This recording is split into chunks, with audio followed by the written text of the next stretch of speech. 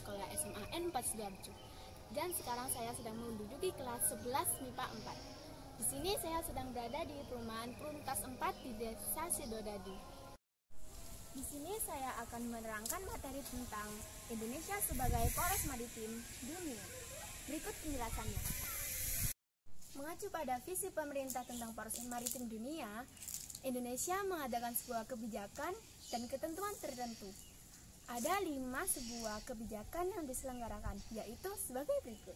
Kedaulatan itu tidak bisa A. Kedaulatan NKRI. Kedaulatan itu tidak bisa ditawar-tawar. Termasuk pada penuntasan batas wilayah laut, pemberantasan illegal fishing dan kegiatan ilegal lainnya. B. Pemanfaatan sumber daya alam kelautan. C. Memelihara kelestarian sumber daya kelautan. D. Mengembangkan kapasitas iptek kelautan. E. Peningkatan budaya maritim bangsa. Yang kedua, program ekonomi jangka panjang. Melihat potensi Indonesia yang begitu banyak, maka pemerintah bekerja sama dengan swasta dan masyarakat untuk menghasilkan ekonomi kelautan yang berkualitas. Berikut program jangka panjang tersebut. A. Penyusunan dan implementasi rencana tata ruang wilayah. Mengalokasikan sedikitnya 30% dari total wilayah pesisir dan laut sejauh 12 mil dari garis pantai untuk kawasan lindung dan maksimal 70% sisanya untuk kawasan pembangunan. B. Revitalisasi. Ini dapat diwujudkan dengan menerapkan 5 prinsip ekonomi biru pada setiap usaha ekonomi kelautan, yaitu sebagai berikut. 1. Skala ekonomi. 2. Manajemen rantai suplai terpadu. 3. Teknologi inovatif. 4. Inklusif dengan melibatkan masyarakat lokal. 5. Ramah lingkungan.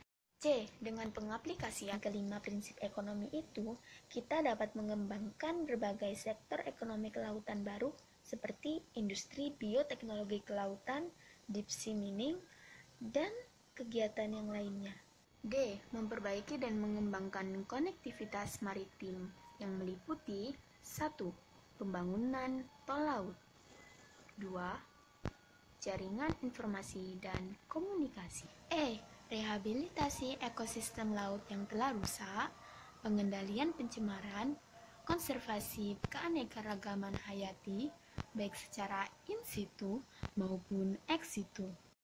F. Bersama dapat memanfaatkan laut beserta sumber daya alam yang terkandung di dalamnya untuk kemajuan, kesejahteraan, dan perdamaian bersama secara berkelanjutan. G. Peningkatan kualitas dan sumber daya manusia sebagai bidang kelautan sesuai kebutuhan, baik melalui pendidikan formal maupun non-formal. H. Peningkatan penelitian dan pengembangan supaya kita mampu menguasai, menghasilkan, dan menerapkan inovasi teknologi dan non-teknologi. I. Memperbaiki dan mengembangkan kerjasama internasional di berbagai bidang kelautan dengan Tiongkok. Yang ketiga, program Quick Wins. Program Quick Wins adalah program yang hasilnya dapat dilihat beberapa tahun ke depan. Oleh karena itu, kita harus membangun perekonomian kelautan yang hasilnya dapat dilihat paling lambat 5 tahun mendatang. Berikut program-program Quick Wins. Ini dia. A. Pengembangan 5.000 unit kapal ikan nasional berukuran di atas 50 GT dengan alat tangkap yang efisien dan ramah lingkungan untuk memanfaatkan sumber ikan di wilayah-wilayah laut yang selama ini menjadi ajang pencurian ikan oleh nelayan asing. B. Revitalisasi dan pengembangan yang meliputi 1. Budidaya laut dengan komoditas unggulan seperti kakap putih, kerapu, bawal bintang, ikan gobia, dan sebagainya. 2. 3.000 ha tambang udang intensif dengan 2.000 ha tambak udang windu semi-intensif. 3. Budidaya tambak ikan bandeng, kakap, nila salin, kepiting soka, dan lain-lain. 4. 1 juta HA usaha budidaya rumput laut. C. Dengan bahan baku dari usaha perikanan tangkap dan perikanan budidaya tersebut, kita akan mampu merevitalisasi industri pengolahan hasil perikanan yang saat ini hanya sekitar 50% yang masih beroperasi dari total kapasitas terpasang nasional. Lebih dari itu, dengan bahan baku yang besar itu, kita pun bisa mengembangkan industri pengolahan hasil perikanan di banyak lokasi, terutama di luar Jawa dan Bali. D. Pengembangan industri teknologi kelautan yang meliputi sebagai berikut. 1. Genetic engineering ramah lingkungan untuk menghasilkan bibit dan benih unggul. 2. Industri pakan ikan dan ternak berbasis mikroalga. 3. Ekstraksi senyawa bioaktif dari biota laut untuk bahan baku industri makanan dan minuman, farmasi, kosmetik, dan lain-lain. 4. Industri biofuel dari mikroalga. Potensi ekonomi industri ini diperkirakan 4 kali nilai ekonomi industri teknologi informasi. E. Revitalisasi dan pengembangan pariwisata bahari dengan cara 1. Pembenahan objek destinasi wisata yang ada dan mengembangkan destinasi yang baru. 2.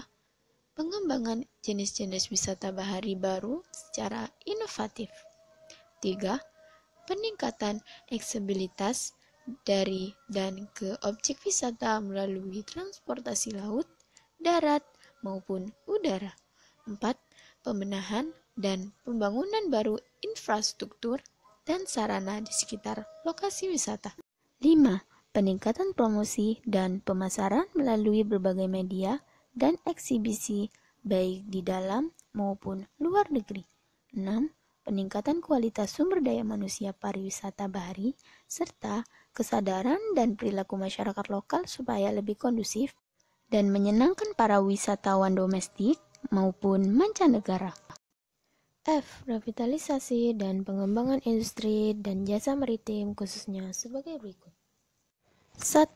Industri galangan dan perawatan kapal. 2. Peralatan dan mesin perikanan seperti jaring dan alat penangkapan ikan lain, kicir air tambak, automatic feeder, and mesin pabrik industri pengolahan hasil perikanan. 3. Peralatan dan mesin untuk industri migas serta pertambangan mineral di kawasan pesisir dan lepas pantai. 4. Fiber optic and kabel laut. 5. Peralatan lunak untuk manajemen pelabuhan dan transportasi laut. 6.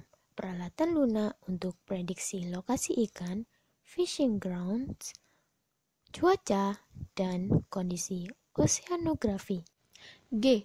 Pembangunan 21 kawasan industri terpadu berkelas dunia atau biasa disebut world class dengan pola kawasan ekonomi khusus yang inovatif, inklusif, dan ramah lingkungan di wilayah pesisir barat, yaitu di Sabang, Kuala Tanjung, Teluk Bayur, Bengkulu, Batam atau Karimun, dan Lampung. Di bagian tengah ada Kalimantan Barat, Kalimantan Selatan, Kalimantan Timur, Kalimantan Utara, dan NTB, dan bagian timur NKRI ada NTT, Sulawesi Selatan, Sulawesi Barat, Sulawesi Tengah, Sulawesi Tenggara, Sulawesi Utara, Maluku, Maluku Utara, Papua, dan Papua Barat. Begitulah penjelasan yang dapat saya sampaikan. Semoga bermanfaat dan kalian harus rajin belajar supaya Indonesia menjadi semakin maju. Saya Listiani, pamit undur diri dan terima kasih telah menonton video ini.